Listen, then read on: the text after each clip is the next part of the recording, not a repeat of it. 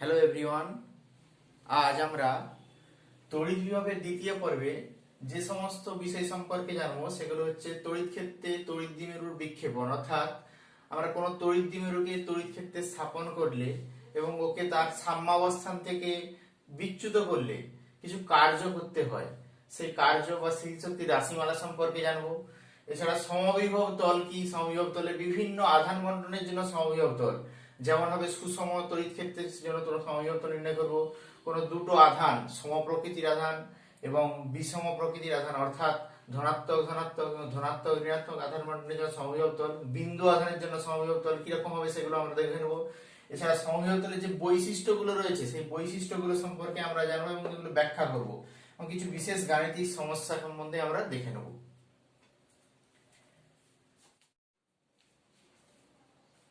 So let's start.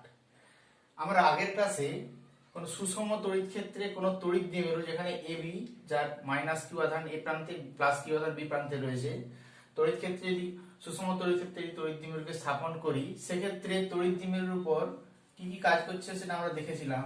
সুষম তড়িৎ ক্ষেত্রের জন্য সেটা হচ্ছে কেবলমাত্র টর্ক কাজ করছে। কারণ কি? কারণ বলের ক্ষেত্রে লব্ধি বল যদি আমরা দেখি, এদিকে প্লাস মাইনাস কিউই আর এদিকে প্লাস কিউই, এই দুটোর মোট লব্ধি যেটা আমরা পাই ইকুয়াল টু 0। অর্থাৎ কেবলমাত্র টর্ক ক্রিয়া করছে, অর্থাৎ টর্ক ক্রিয়া করছে মানে ওর ঘূর্ণন গতি সৃষ্টি হবে এবং তড়িৎ দ্বিমেরুটা তড়িৎ ক্ষেত্র বরাবর সজ্জিত হবে, অর্থাৎ এইভাবে ঘুরে ই বরাবর সজ্জিত হয়ে যাবে। কিন্তু যদি তড়িৎ ক্ষেত্র অসম হয়, মানে অসম তড়িৎ ক্ষেত্রের জন্য টর্ক ক্রিয়া করবে অবশ্যই, সেক্ষেত্রে লব্ধি বল শূন্য নয়। অর্থাৎ আমরা বলতে পারি যে অসম তড়িৎ ক্ষেত্রের জন্য তড়িৎ দ্বিমেরুর ঘূর্ণন তো সৃষ্টি হবে, তার সাথে তার একটা রৈখিক গতি থাকবে। রৈখিক গতিটা কোন দিকে হবে এবং তড়িৎ ক্ষেত্র বরাবর সেটা গতিশীল হবে। অর্থাৎ কোন তড়িৎ দ্বিমেরুকে যদি আমরা কোনো অসম তড়িৎ ক্ষেত্রে স্থাপন করি সেক্ষেত্রে তড়িৎ দ্বিমেরু ঘূর্ণনের সাথে সাথে তার রৈখিক গতিও দেখা যাবে।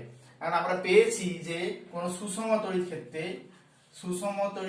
কোন তড়িৎ দ্বিমেরুকে স্থাপন করলে তার উপর ক্রিয়াশীল টর্কের রাশিমালা টাউ সমান আমরা পেয়েছি পি ক্রস ই, যেখানে পি হচ্ছে এ থেকে বি বরাবর মাইনাস কিউ থেকে প্লাস কিউ বরাবর তড়িৎ দ্বিমেরুর ভ্রামকের দিক, আর ই হচ্ছে তড়িৎ ক্ষেত্র প্রাবল্যের দিক। অর্থাৎ পি থেকে ই এর দিকে যদি স্ক্রু ঘোরায়, অর্থাৎ এদিক থেকে এদিকে যদি স্ক্রু ঘোরায়, স্ক্রুয়ের প্রান্তটা বাইরের দিকে বেরিয়ে আসছে, সেক্ষেত্রে টাউ এর দিক হবে অর্থাৎ টর্কের দিক হবে বাইরের দিকে, অর্থাৎ ঘূর্ণন হবে এই দিক থেকে এদিকে। এখন টাউ এর মান হিসেবে আমরা পেয়েছি টাউ সমান পি ই সাইন থিটা, যেখানে থিটাটা হচ্ছে পি ভেক্টর এবং ই এর মধ্যবর্তী কোণ। এখন আমরা কি করতে চাই? এখন এ তো সজ্জিত হতে চাই, তড়িৎ দ্বিমেরুটা তড়িৎ ক্ষেত্র বরাবর সজ্জিত হতে চাই, ওকে আমরা বাধা দিয়ে বিপরীত দিকে ঘোরাতে চাই, আরো ডি থিটা পরিমাণ কৌণিক সরণ ঘটাতে চাই, অর্থাৎ তার অবস্থান এ ড্যাশ বি ড্যাশ তে নিয়ে আসতে চাই। সেক্ষেত্রে আমাদের কি করতে হবে?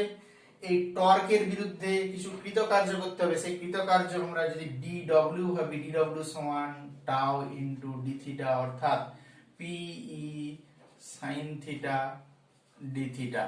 এখন মোট কৃতকার্য, এখন কোন অবস্থান ধরে নিচ্ছি আমাদের অবস্থানটা এভাবে ছিল, এটা হচ্ছে তড়িৎ ক্ষেত্রের দিক ই। এখন তড়িৎ দ্বিমেরুর অবস্থান ছিল এই অবস্থানে, অর্থাৎ এ বি অবস্থান, সেক্ষেত্রে অ্যাঙ্গেল থিটা 1 ছিল। কি করছি? একে আরো বাঁকিয়ে দিলাম, অর্থাৎ এই অবস্থানে চলে আসলো, সেক্ষেত্রে তার কোণ হলো থিটা 2, অর্থাৎ A double dash B double dash অবস্থানে আসলো। তাহলে থিটা 1 থেকে থিটা 2 তে ঘোরানোর জন্য আমাদের কি হচ্ছে?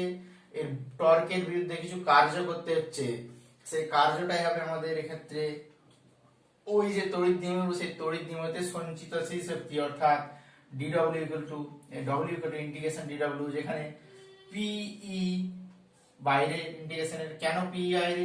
এখন পি আর ই, পি হচ্ছে তড়িৎ দ্বিমেরু ভ্রামক, এটা ধ্রুবক, ই হচ্ছে তড়িৎ ক্ষেত্র প্রাবল্য, সেটা সুষম বলে দেওয়া আছে, তাই সেক্ষেত্রে পি বাইরে বেরিয়ে গেছে। ইন্টিগ্রেশন কোথা থেকে কোথায়? থিটা 1 থেকে থিটা 2 তে নিয়ে আসতে চাই, থিটা 1 টু থিটা 2। তাহলে আমরা পাই এখান থেকে পি ই ইন্টিগ্রেশন করলে মাইনাস কস থিটা, মান পুট করলে পাই cos theta 1 minus cos theta 2, অর্থাৎ কোন সুষম তড়িৎ ক্ষেত্রে তড়িৎ দ্বিমেরুকে নির্দিষ্ট কোণ থেকে নির্দিষ্ট কোণ অবস্থানে অর্থাৎ নির্দিষ্ট অবস্থান থেকে অপর কোন অবস্থানে নিয়ে যেতে যে পরিমাণ কৃতকার্য করতে হচ্ছে তার রাশিমালা এটা। আর এই কৃতকার্যটা ওর মধ্যে ওই অবস্থানে অর্থাৎ এ ড্যাশ বি ড্যাশ অবস্থানে শক্তি হিসেবে সঞ্চিত থাকছে, যার ফলে ওকে যদি ওই অবস্থান ছেড়ে দেওয়া হয় ও কি করবে, পুনরায় ওই গতিশক্তি লাভ করে পুনরায় আগের অবস্থানে ফিরে আসবে। এখন এর বিভিন্ন ক্ষেত্রগুলো আমরা দেখে নেব। আমরা পেয়েছি যে তড়িৎ দ্বিমেরুকে θ1 অবস্থান থেকে θ2 অবস্থানে নিয়ে যেতে কৃতকার্যের রাশিমালা পেয়েছি। এটা θ1 হলে এটা θ2 যেখানে কৃতকার্যের রাশিমালা আমরা পেয়েছি, যে এই অবস্থানটাকে আমরা নাম দিয়েছিলাম A dash A double dash B double dash. এখন যদি আমাদের অবস্থানগুলো চেঞ্জগুলো কি রকম হয়, অর্থাৎ সাম্যাবস্থানে ছিল θ1 = 0, সাম্যাবস্থানে অর্থাৎ তড়িৎ দ্বিমেরুটা তড়িৎ ক্ষেত্র বরাবর সজ্জিত ছিল, এটাকে বলা হচ্ছে সাম্যাবস্থান। এই সাম্যাবস্থান থেকে কোথাকে নিয়ে যাচ্ছি, θ2 = θ, যে কোনো অবস্থানে নিয়ে যেতে চাই অর্থাৎ সাম্যাবস্থান থেকে যে কোনো কোণে ঘোরাতে চাই, সেক্ষেত্রে কৃতকার্য W সমান কি হবে, PE cos 0 মান 1 1 মাইনাস cos θ। আবার 2 নম্বর ক্ষেত্রে যদি সাম্যাবস্থান থেকে ওকে লম্বভাবে নিয়ে যায়, যেখানে তার θ2 অর্থাৎ θ2 = π/2, যেটা থিটার মান হচ্ছে, আর θ1 টা 0 অবশ্যই সাম্যাবস্থানের জন্য, সেক্ষেত্রে আমরা W পাই PE কেবলমাত্র। আবার যদি 3 নম্বর ক্ষেত্রে পুরোপুরি বিপরীত দিকে ঘোরাতে চাই অর্থাৎ 180 ডিগ্রি ঘোরাতে চাই, যে অবস্থানে ছিল তার উল্টো দিকে করতে চাই, অর্থাৎ সেক্ষেত্রে θ1 0 ছিল, θ2 আমরা পাচ্ছি পাই অর্থাৎ 180 ডিগ্রি ঘোরালে সেক্ষেত্রে আমরা W কৃতকার্য পাচ্ছি আমরা 2PE।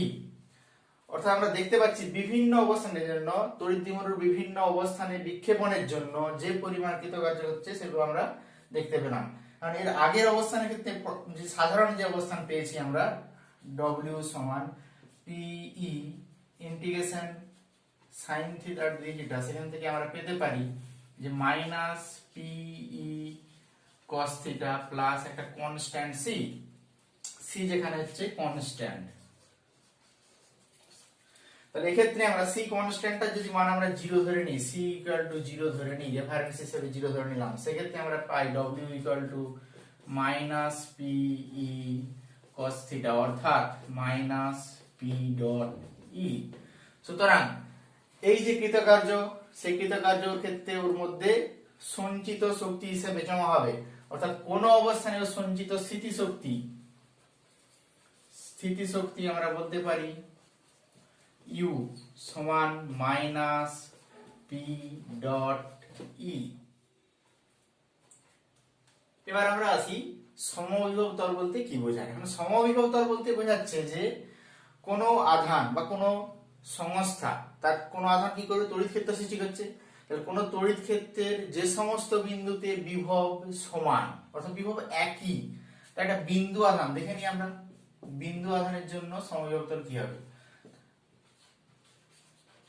সমবিভব তলের সংজ্ঞা বলছি যে কোনো তড়িৎ ক্ষেত্রের যে সমস্ত বিন্দুতে আধান বিভবের মান সমান, সেই বিন্দুগুলো যে তলের উপর অবস্থান করছে সেই তলকে বলা হচ্ছে সমবিভব তল। তাহলে এক্ষেত্রে বিন্দু আধানের ক্ষেত্রে সমবিভব তল কিভাবে, কি রকম ঘটনা, আর বিন্দু আধানের ক্ষেত্রে এটা একটা বিন্দু আধান Q, এখান থেকে r দূরত্বে আমরা বিভব, প্রত্যেকটা বিন্দুতে বিভব সমান, অর্থাৎ আমরা বলতে পারি এক্ষেত্রে সমবিভব তল হবে একটা গোলকের উপরিতল। তাহলে বিন্দু আধানের ক্ষেত্রে সমবিভব তল হচ্ছে গোলকের উপরিতল বা গোলকের উপরিতল,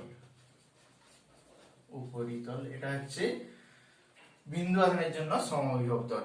এখন যদি আমাদের বলা হয় সুষম তড়িৎ ক্ষেত্র, যেখানে সুষম, তাহলে সুষম তড়িৎ ক্ষেত্রের জন্য সমবিভব তল কিরকম হবে সেটা আমরা দেখতে চাই। কারণ সুষম তড়িৎ ক্ষেত্র নির্দেশিত হয় যে তড়িৎ বলরেখাগুলো সম দূরত্বে অবস্থান করছে, সেটা সুষম তড়িৎ ক্ষেত্র নির্দেশ করে সেটাকে। তাহলে এক্ষেত্রে আমরা ভেবে নিতে পারি এটা একটা সুষম তড়িৎ ক্ষেত্র। এক্ষেত্রে সমবিভব তল কোনগুলো, তাহলে এক্ষেত্রে সমবিভব তল আমরা আঁকতে পারি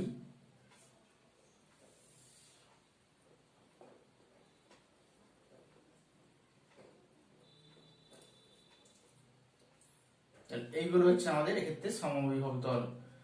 এটা একটা সমবিবাহু তল, এই তলকে যে নাম দিলাম আমরা এ। একই রকম ভাবে অপর আর একটা সমবিবাহু তল পেতে পারি।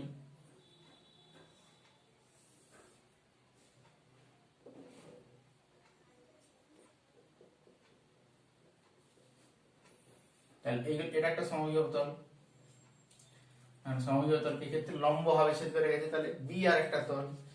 সুষম তড়িৎ ক্ষেত্রের জন্য এটা সমবিবাহু তলটা এই ধরনের।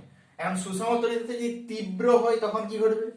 তীব্র সুষম তড়িৎ ক্ষেত্র, তাহলে সুষম তড়িৎ ক্ষেত্রটা একটা হচ্ছে তীব্র আর একটা হচ্ছে দুর্বল। এখন তীব্র ক্ষেত্রে তড়িৎ বলরেখাগুলো কি হবে? ঘন সন্নিবিষ্ট, অর্থাৎ এদের মধ্যে যে ডিসটেন্স, এই ডিসটেন্স গুলো খুব কম। ডিসটেন্স কম হলে কি হবে? তড়িৎ বিভাগের যে সমবিভব তলগুলো খুব কাছাকাছি অবস্থান করবে এবং এদের মধ্যবর্তী যে ডিসটেন্স এটা কম হবে।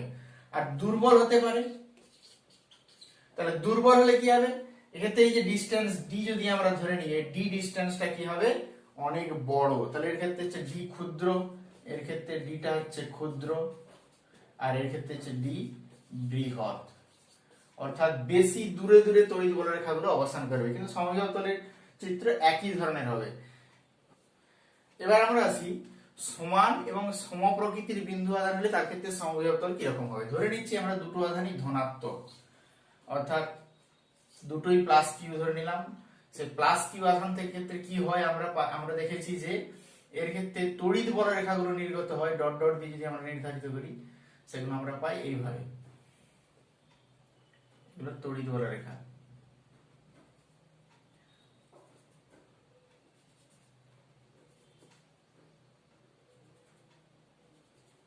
এগুলো তড়িৎ বলরেখার দিক। কিন্তু এখন তড়িৎ বলরেখার সমবিভব তলের সংজ্ঞা কি বলেছে? যে তড়িৎ ক্ষেত্রে যে বিন্দুগুলোতে আমাদের বিভব সমান হবে। এখন এই দিকে তো কোনো আধানের প্রভাব নেই, তাহলে আমরা বলতে পারি এক্ষেত্রে আর দূরত্বে বিভব একটা গোলকের উপরিতলকে ভাবতে পারি। অর্থাৎ গোলকের উপরিতল যদি ভাবি আমরা, তাহলে এই অংশটা নির্দেশিত হবে এইভাবে। এখন এই মাঝের অংশে কি হচ্ছে? যেহেতু বিভব হচ্ছে স্কেলার রাশি, তাই বীজগাণিতিক সূত্র অনুযায়ী যোগ হয়ে গেলে কি হয়? এই মাঝের অংশে বিভব বেশি হয়, অর্থাৎ এই যে গোলাকৃতি অংশটা সেটা সংকুচিত হবে। তার কারণ কি? সংকুচিত হওয়ার কারণ হচ্ছে মাঝের অংশে বিভব বেশি তুলনামূলকভাবে, অর্থাৎ এই অংশটা দেখতে হবে এই ধরনের।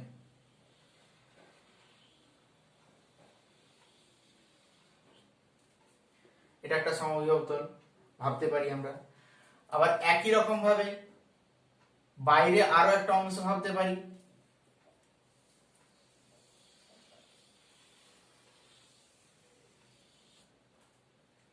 এগুলো হচ্ছে সমবিভব তল। সমান কিন্তু বিপরীত প্রকৃতির বিন্দু আধান, অর্থাৎ আমরা বলতে পারি এটা তড়িৎ দ্বিমেরু, এটা একটা মাইনাস আধান, এটা একটা প্লাস আধান। কারণ এদের ক্ষেত্রে তড়িৎ বলরেখার দিক আমরা পেয়েছিলাম, এই ডটের চিহ্নগুলো যদি নির্ধারিত করি, তাহলে এগুলো হচ্ছে আমাদের তড়িৎ বলরেখার দিক।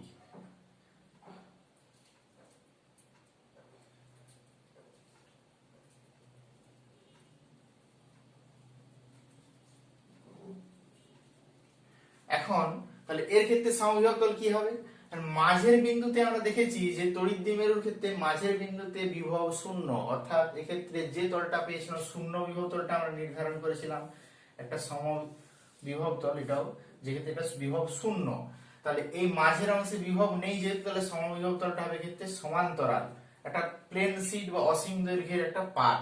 কিন্তু বাইরে বাকি অংশের ক্ষেত্রে আমরা কি পেতে পারি? বাকি অংশের ক্ষেত্রে পেতে পারি যে এর ক্ষেত্রে এই প্রান্তে বিভব হবে কম, কিন্তু দূরে এই প্রান্তে বিভব কেন কম হবে? তার কারণ এই প্লাস আধানের জন্য এখানে বিভবটা এবং মাইনাস আধানের জন্য যে বিভব, যদি আমরা প্লাস আধানের জন্য বিভব ভি প্লাস ধরে নিই এবং মাইনাস আধানের জন্য যদি ভি মাইনাস ধরে নিই, এই দুটো আধানের জন্য যে এখানে যে বিভব সেটা তুলনামূলকভাবে এই দিকের বিভবের চেয়ে হ্রাস পাবে। অর্থাৎ সেক্ষেত্রে আমাদের তড়িৎ দ্বিমেরুর জন্য সেক্ষেত্রে যে বিভব সমবিভব তলগুলো পাবো সেটা হচ্ছে এই ধরনের, অর্থাৎ উপবৃত্তাকার টাইপের খানিকটা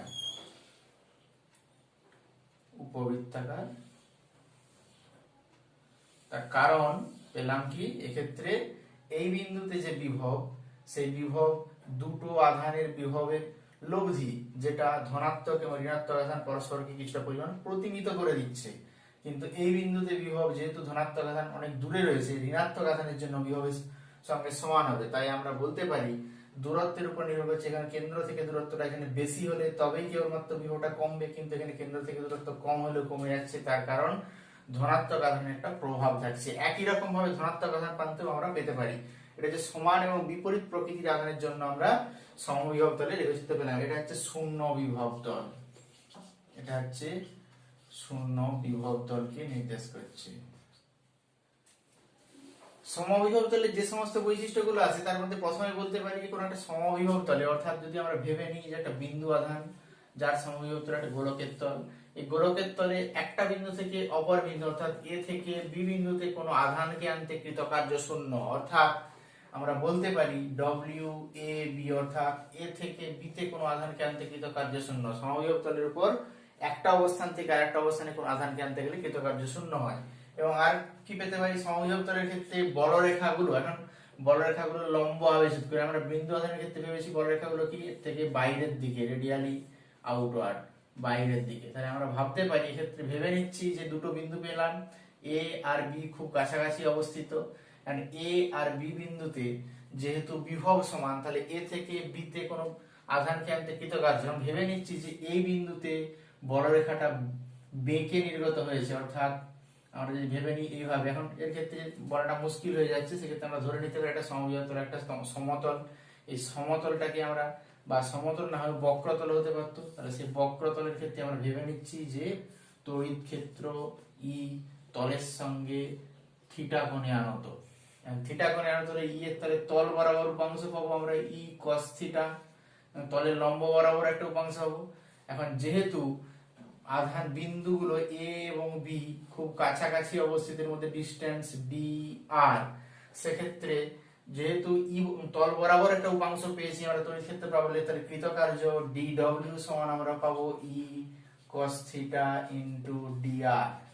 এখন সমবিভব তলের সংজ্ঞা অনুযায়ী আমরা কি পাচ্ছি যে সমবিভব তলের সংজ্ঞা অনুযায়ী এ থেকে বি তে কোনো আধানকে আনতে কৃতকার্য শূন্য, এ থেকে বি তে কোন আধানকে আনতে কৃতকার্য শূন্য, অর্থাৎ dw ইকুয়াল টু শূন্য, যেহেতু সমবিভব তল এটা।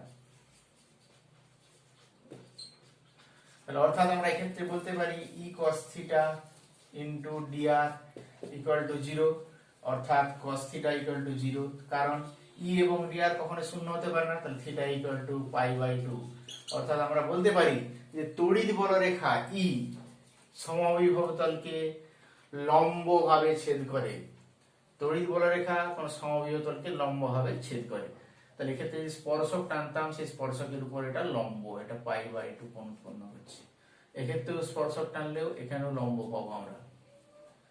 সমবিভব তলে 3 নম্বর বৈশিষ্ট্য বলতে পারি যে কোন তড়িৎবাহী পরিবাহীর যে তল, এটা তড়িৎবাহী পরিবাহীটাকে ধরে নিলাম, তাহলে এর উপরে বিভিন্ন আধান অবস্থান করছে।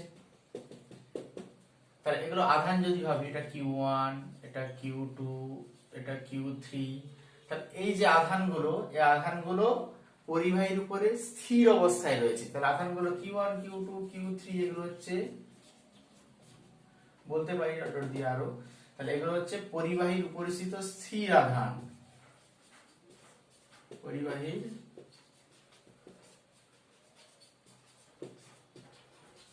স্থির আধান। তাহলে যেহেতু আধানগুলো স্থির, সেহেতু আমরা বলতে পারি আধানগুলোর উপর লব্ধি বল এক্ষেত্রে 0, বা আধানগুলো এক স্থান থেকে অপর স্থানে গমন করছে না, সেক্ষেত্রে আমরা বলতে পারি পরিবাহীর উপরের স্থলটা হবে, এক্ষেত্রে পরিবাহীর যে উপরের পৃষ্ঠ যেখানে আধান অবস্থান করছে সেটা হচ্ছে সমবিভব তল। এবার কি রয়েছে যে সমবিভব তল, দুটো সমবিভব তল কখনো পরস্পরকে ছেদ করে না। ধরে নিতে পারি এটা একটা সমবিভব তল, এটা একটা সমবিভব তল, তার দুটো সমবিভব, এটা 1 নম্বর, এটা 2 নম্বর যদি সমবিভব তল হয়, এরা পরস্পরকে ছেদ করে না। তার কারণ ছেদ করলে কি হতো, এই ছেদ বিন্দুতে আমরা দুটো বিভব, একের জন্য V1, দুইয়ের জন্য V2 পেতাম, যেখানে V1 V2 কখনোই আলাদা হতে পারে না, একই হতে। কিন্তু সমবিভব তলের সংজ্ঞা অনুযায়ী V1 V2 আলাদা, অর্থাৎ একটা বিন্দুতে বিভব দুই প্রকারের সম্ভব নয়, অর্থাৎ সমবিভব তল কখনো পরস্পরকে ছেদ করতে পারে না। বিভব সম্পর্কিত যে সমস্ত সমস্যাগুলো আছে তার মধ্যে এটা একটা সমস্যা বলতে পারি, ধনাত্মক এবং ঋণাত্মক দুটো বিন্দু আধান, তার জন্য বিভবের যে লেখচিত্র সেটা কি ধরনের হবে। আর ধনাত্মক বিন্দু আধানের ক্ষেত্রে আমরা আচ্ছা বিভবের সমীকরণ আমরা পড়েছিলাম v সমান q ভাজিত k r। এখন q যদি ধনাত্মক হয় সেক্ষেত্রে কি হবে, তাহলে q যদি পজিটিভ হয় অর্থাৎ ধনাত্মক আধান হয় সেক্ষেত্রে v পজিটিভ হবে অর্থাৎ q ভাজিত k r।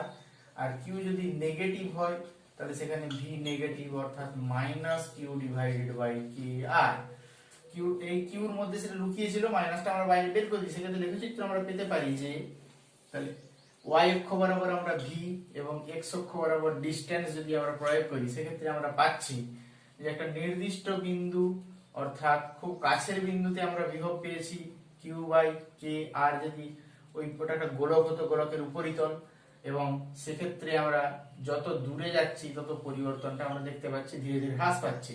তো একই রকম ভাবে মাইনাস কিউ বাই কে আরটাও কি হবে, এটাও একই রকম ভাবে নিচে পাবে। তার নিচের অংশটা হচ্ছে ভি মাইনাস কে নির্দেশ করছে, উপরটা ভি প্লাস অর্থাৎ ধনাত্মক আধানের জন্য যে বিভবের পরিবর্তন, আর ভি মাইনাস হচ্ছে ঋণাত্মক আধানের জন্য যে বিভবের পরিবর্তন সেটা নির্দেশ করছে। ফাঁপা আহিত গোলকের ক্ষেত্রে বাইরে এবং ভেতরের কোনো বিন্দুতে আমরা তড়িৎ ক্ষেত্র প্রবণতা নির্ণয় করেছিলাম আগের ক্লাসে। বাইরে ছিল আমাদের ই পেয়েছিলাম আর সেখানে কিউ, এখানে আধান যদি আমরা কিউ পাই Q divided by 4 pi epsilon R square, বা আমরা যদি সিরিয়াস পদ্ধতিতে বলি Q divided by K R square. যেখানে ভেতরে পেয়েছিলাম আমরা এখানে ই ইকুয়াল টু 0। কিন্তু বাইরের কোনো বিন্দুতে যদি আমরা বিভব নির্ণয় করি সেই বিভব সেখানে পাবো কিউ বাই কে আর। এটা হচ্ছে বাইরে। ভেতরে কি, ভেতরে বা পৃষ্ঠে সেটা আমরা পাবো v equal to Q divided by K A, যেখানে এ হচ্ছে ব্যাসার্ধ। অর্থাৎ আমরা লেখচিত্রের সাহায্যে যদি দেখি পরিবর্তনটা সেটা আমরা পাবো যে এক্ষেত্রে এই বরাবর হচ্ছে আর, এই বরাবর ভি যদি নির্ধারণ করি তাহলে ওয়াই বরাবর, তাহলে ভি দেখতে পাচ্ছি আমরা একটা ওর যে গোলক, গোলকের ব্যাসার্ধ যদি এ হয় এই ডিসটেন্স পর্যন্ত, সেক্ষেত্রে এ পর্যন্ত আমরা পাচ্ছি যে বিভবটা কনস্ট্যান্ট অর্থাৎ এক্স অক্ষের সমান্তরাল। তারপরে কি পাচ্ছি, পরিবর্তনটা প্রপোর্শনাল টু 1/r। এটা হচ্ছে প্রপোর্শনাল টু 1/r, অর্থাৎ বাইরের ক্ষেত্রে আমরা পাচ্ছি প্রপোর্শনাল টু 1/r ভি, আর যেখানে ভিতরে বা পৃষ্ঠে সেটা constant Q by K into A, Q by K into A. এটা হচ্ছে আমাদের ফাঁপা আহিত গোলক, যেখানে আমাদের এই লেখচিত্রটা পেয়েছিলাম আগে আমরা ই ভার্সেস আর। ভেতরে আমাদের তড়িৎ ক্ষেত্র হলো 0 এবং বাইরে এর পরিবর্তনটা প্রপোর্শনাল টু 1/r²। এটার মান পৃষ্ঠে বা পৃষ্ঠের খুব কাছের অঞ্চলে আমরা পেয়েছিলাম সেখানে Q by K into square. এবার আমরা জেড অভিমুখে বৃদ্ধিপ্রাপ্ত তড়িৎ ক্ষেত্র, যেখানে তড়িৎ ক্ষেত্রটা proportional to Z, E proportional to Z, এখানে ই0 হচ্ছে কনস্ট্যান্ট। এর ক্ষেত্রে আমাদের আর একটা জেড অভিমুখে বৃদ্ধিপ্রাপ্ত অর্থাৎ স্থির তড়িৎ ক্ষেত্র, যেখানে ই ইকুয়াল টু কনস্ট্যান্ট, আর যেখানে ই ইকুয়াল টু কনস্ট্যান্ট আর ই0, এটা হচ্ছে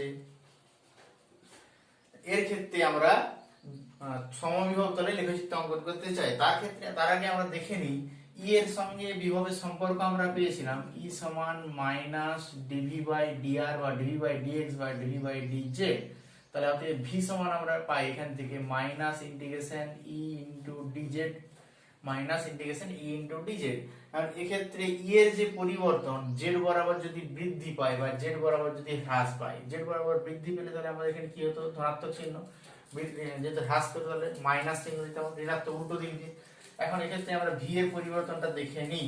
প্রথম ক্ষেত্র অর্থাৎ এটা এ এবং এটা যদি আমরা বি দিয়ে নির্ধারিত করি তাহলে এ ক্ষেত্রে আমরা পাচ্ছি যে ভি সমান মাইনাস ই0 ইন্টিগ্রেশন জেড ডিজেড, অর্থাৎ মাইনাস ই0 জেড স্কয়ার বাই 2। এখন আমরা মড ভ্যালু যদি নিই ভি এর, তাহলে আমরা পাই ই0 জেড স্কয়ার ডিভাইডেড বাই 2। তাহলে এর ক্ষেত্রে আমাদের লেখচিত্র পাবো যেটা সেটা হচ্ছে, তাহলে এটা হচ্ছে আমাদের এক্স অক্ষ, ওয়াই অক্ষ, জেড অক্ষ, এক্স এটা ওয়াই, এটা জেড। তাহলে এই বরাবর তড়িৎ ক্ষেত্র ই পরিবর্তনশীল, যেক্ষেত্রে বৃদ্ধি পাচ্ছে যত উপরের দিকে যাচ্ছি, সেক্ষেত্রে আমরা জেড ইকুয়াল টু 0, তাহলে জেড ইকুয়াল টু 0, তাহলে জেড ইকুয়াল টু 0 অর্থাৎ কোন তলের ক্ষেত্রে জেড ইকুয়াল টু 0 অর্থাৎ এক্স ওয়াই তলকে নির্দেশ করছে। এক্স ওয়াই তলে সেক্ষেত্রে ভি কত 0, তাহলে বলতে পারি যে এক্স ওয়াই তল হচ্ছে যেখানে 0 বিভব তল, 0 বিভব তল। এরপর জেড ইকুয়াল টু একটা মান নিলাম আমরা 1, সেক্ষেত্রে আমরা ভি পাই কত e0/2, জেড ইকুয়াল টু কত পাচ্ছি 2, সেক্ষেত্রে ভি পাই আমরা e0 ডিভাইডেড বাই ডিসটেন্স যদি আমরা পাই সেক্ষেত্রে পাচ্ছি আমরা v স্কয়ার অর্থাৎ 2e0 অর্থাৎ আমরা জেড বরাবর যদি আমরা ছক কাগজের বিভিন্ন ঘর ভেবে নিই, এটা 0, এটা 1, এটা 2, এটা 3, সেক্ষেত্রে আমরা পাই z ইকুয়াল টু 0 তে যে বিভব অর্থাৎ v0 আর z ইকুয়াল টু 1 এ যে বিভব অর্থাৎ v1, z ইকুয়াল টু 2 তে যে বিভব v2, এগুলো ধীরে ধীরে বৃদ্ধি পাচ্ছে।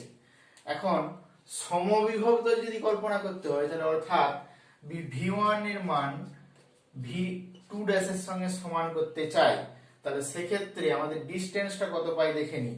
এখন v2 ড্যাশ অর্থাৎ e0/2 অর্থাৎ যে ডিফারেন্স অনুযায়ী এটা আমরা পাবো, অর্থাৎ এদের মধ্যে যে ডিফারেন্স অর্থাৎ যদি যে বৃদ্ধির হার, যেটা এখানে বৃদ্ধির হার কি পাচ্ছি আমরা v1 মাইনাস v সমান e0/2, তাহলে v2 মাইনাস v1 পাচ্ছি, এখানে আমরা বৃদ্ধির হারটা দেখতে পাচ্ছি যে 2e0 মাইনাস e0/2 অর্থাৎ 3e0/2, যেখানে v1 মাইনাস v এর যে ডিফারেন্স অর্থাৎ এই দুটো তলের মধ্যে যে ডিফারেন্স, এটা xy তল অর্থাৎ 0 যে তল, সেই xy তলের সঙ্গে এক z ইকুয়াল টু 1 বিন্দুতে যে xy তল, সেই তলের যে ডিফারেন্স, এই দুটোর যে ডিফারেন্স আমরা দেখতে পাচ্ছি, দুটোর যে বিভব পার্থক্য, এটা হচ্ছে v1, এটা v2 আর এটা v0, এদের মধ্যে যে ডিফারেন্স গুলো এই ডিফারেন্সটা অনেক বেশি, অর্থাৎ বিভবের ডিফারেন্স বেশি। বিভবের ডিফারেন্স বেশি মানে কি বলতে পারি, তাহলে ওরা খুব কাছাকাছি অবস্থান করছে। বিভবের ডিফারেন্সটা বেশি মানে অর্থাৎ খুব কাছাকাছি অবস্থান করছে। যত আমরা দূরের দিকে বিভব টেন্ডস টু 0 এর দিকে যাচ্ছি তত ওগুলো দূরের দিকে অবস্থান করছে। অর্থাৎ আমরা বলতে পারি যে যদি বৃদ্ধিপ্রাপ্ত কোনো জেড অভিমুখে বৃদ্ধিপ্রাপ্ত কোনো তড়িৎ ক্ষেত্র প্রাবল্য হয়, তার ক্ষেত্রে এদের যে ডিফারেন্স গুলো, ডিফারেন্স ডিসটেন্সটাকে যদি আমরা d1 d2 d3 দিয়ে প্রকাশ করি, d1 d2 উপরটাকে d3 দিয়ে প্রকাশ করি, সেই ডিসটেন্স গুলো খুব কম, যেখানে বিভব পার্থক্য গুলো বেশি পাচ্ছি আমরা। ডিসটেন্স গুলো বিভব পার্থক্য সমান হতে হবে কখন, যদি বিভব পার্থক্য দুটোর মধ্যে ডিসটেন্সটা যদি মানে বিভব পার্থক্য যদি সমান করতে চাই, v1 মাইনাস v0 আর v2 মাইনাস v0 বিভব পার্থক্য সমান করতে চাই, সেক্ষেত্রে আমরা দেখতে পাবো যে d এর মানটা d2 মানটা লেস দেন d1 হচ্ছে, অর্থাৎ তলগুলো ঘন সন্নিবিষ্ট। পরের যদি 3 নম্বরের ক্ষেত্রে ভাবি আমরা, এটাকে d3 যদি ভাবি তাহলে সেটাও আবার আরো কম, d3 less than d2 less than d1। এখন প্রথম ক্ষেত্রে পেলাম যেটা যে e ভার্সেস এদিকে e যে অক্ষ বরাবর e কাজ করছে, যে ক্ষেত্রে ডিসটেন্স গুলো আমরা পাচ্ছি, এখানে v0 এটা ছিল, এটা পেয়েছিলাম v1, তাহলে এদের মধ্যে ডিফারেন্স পেয়েছিলাম e0/2, এটা v2, এদের মধ্যে ডিফারেন্স পেয়েছিলাম 3e0/2। এখন এই ডিফারেন্স গুলো যদি সমান করতে চাই, আমরা কি পেতে পারি, তাহলে দেখে নিই। ডিফারেন্স গুলো যদি সমান করতে চাই অর্থাৎ v2 minus v1 equal to v1 minus v0 করতে চাইলে v2 এর অবস্থানটা কোথায় হওয়া উচিত, তখন সেই অবস্থানটা আমরা পেতে পারি যে এটা 1 নম্বর বিন্দু ছিল, এটা 2 নম্বর ছিল, অর্থাৎ এই যে ডিফারেন্স, এটাকে d1, এটাকে d0, এটাকে d2 যদি ভাবি, সেক্ষেত্রে আমাদের কি করতে হবে, আরো ঘন সন্নিবিষ্ট করতে হবে, অর্থাৎ v2 কে নিচের দিকে নামাতে হবে, তবে এই ডিফারেন্সটা e0 এর সঙ্গে সমান হবে। v2 এই তলটাকে, দ্বিতীয় তলকে যদি নিচের দিকে নামাই তবে e0 এর সঙ্গে সমান হবে। সেই ডিফারেন্স যেটা, সেটার অবস্থান যদি আমাদের পরবর্তী ক্ষেত্রে এখানে হয়, অর্থাৎ সরে যদি এটা আসে এখান থেকে এখানে, সেক্ষেত্রে তখন এই যে ডিফারেন্সটা অর্থাৎ d1টা হ্রাস পেয়ে d1 ড্যাশে পরিণত হবে, যেটা d0 এর চেয়ে অনেক কম। একই রকম ভাবে d2টাও হ্রাস পেয়ে d2 ড্যাশে পরিণত হবে, যেটা d1 ড্যাশের চেয়ে অনেক কম। অর্থাৎ বৃদ্ধিপ্রাপ্তর ক্ষেত্রে যত আমরা ইলেকট্রিক ফিল্ড বেশি উপরের দিকে বাড়বে, অর্থাৎ জেড অক্ষরে যত উপরের দিকে যাব তত ওই সমবিভব তলগুলো কাছাকাছি অবস্থান করবে তত। কিন্তু সমান যদি হয়, স্থির তড়িৎ ক্ষেত্র হয়, পরিবর্তনশীল না হয়, সেক্ষেত্রে আমাদের কি ঘটনা ঘটবে? পরিবর্তনশীল না হলে এটা এক্স অক্ষ, ওয়াই অক্ষ, জেড অক্ষ, তাহলে এই বহির্বিমুখী তড়িৎ ক্ষেত্র বাকি হচ্ছে এটা ইকুয়াল টু 0, অর্থাৎ v0। তারপরটা যে তল পাবো সেটা v1, তারপরে যেটা পাবো v2, তারপরে যেটা পাবো v3। অর্থাৎ এদের মধ্যে যে difference v0 v1 minus v0 সমান v2 মাইনাস v1 সমান v3 মাইনাস v2, এই যে ডিফারেন্স গুলো, এই ডিফারেন্স গুলো সমান মানে, তাই এদের মধ্যে ডিসটেন্স অর্থাৎ নির্দিষ্ট দূরত্বে আমরা একই ডিফারেন্সের পাচ্ছি। এটা হচ্ছে আমাদের যেখানে কনস্ট্যান্ট বা স্থির তড়িৎ ক্ষেত্রের ক্ষেত্রে সমবিভব তলে লেখচিত্র হয়। তলগুলো আমরা ত্রিমাত্রিক আকার দিতে পারি, ত্রিমাত্রিক আকার দিলে হয় এই ধরনের, যেখানে ডিসটেন্স গুলো এটা হচ্ছে d0, এটা d1, এটা d2, অর্থাৎ d0 equal to d1 equal to d2। আজ এ পর্যন্তই, থ্যাংক ইউ।